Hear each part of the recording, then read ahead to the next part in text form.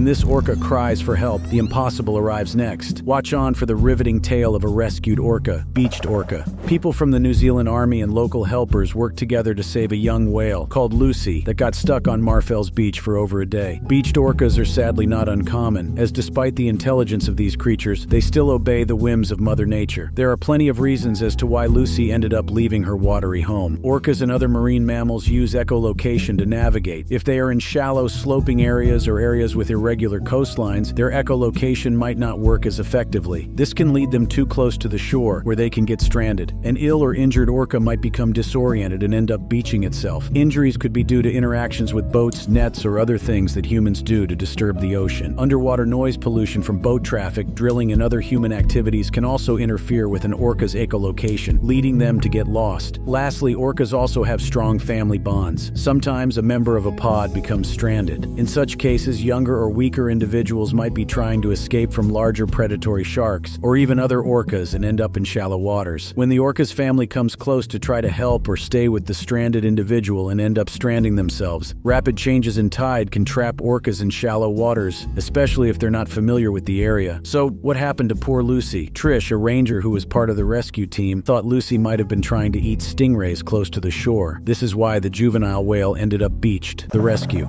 In the morning, a group from the army came to dig a hole to help get a young whale, Lucy, back into the water. Some people had been with Lucy all night, keeping her cool by putting sandbags next to her and pouring water on her. The night before, there were other whales seen near the beach, and a plane was checking the area. It's quite possible that these whales are Lucy's family, but they didn't get too close given all the human activity surrounding her. It's not like those orcas could have helped Lucy back to shore either. To help Lucy get back into the water, they used big airbags on her sides. No, they didn't launch her with gigantic airbags like in Cars. These airbags were more like floaties that helped her get back to the deep end. This made it easier for her to swim out. They thought of using a boat to help, but the waves were too strong. Lucy is a young whale and is quite heavy, at just about 1.5 tons. For context, that's heavier than a small sedan. Plus, being 6 meters long, she was also longer than one. Nevertheless, the rescuers achieved the impossible and got her back to sea. Everyone was glad Lucy got back to the water. Kaya, one of the helpers, was really happy and thanked the army. Brigadier Mike from the army was glad to help and hoped Lucy would stay in the water this time. Dr. Visser, a whale expert, said Lucy decided to swim away when she felt ready. Orcas, especially in times of distress, can take a while to actually save themselves, even once they're back in the water. Thankfully, she eventually made her way back to the deep blue. Some people stayed to watch and make sure Lucy didn't return. Anna was one of the first to find Lucy stuck, and many others joined to help. By the next day, Lucy looked tired. Annabelle, another helper, said the team worked great together. Their main aim was to keep Lucy wet and cool. They thought of moving her early in the morning, but felt it was too dangerous. Chris, a ranger, said they tried to keep Lucy relaxed and wet. The beach was not deep, making it tough to help her. Even if you walked far out on this beach, the water is still shallow. Lucy was so tired because she'd been stuck for a very long time. Now she's happily back with her family, wherever that may be.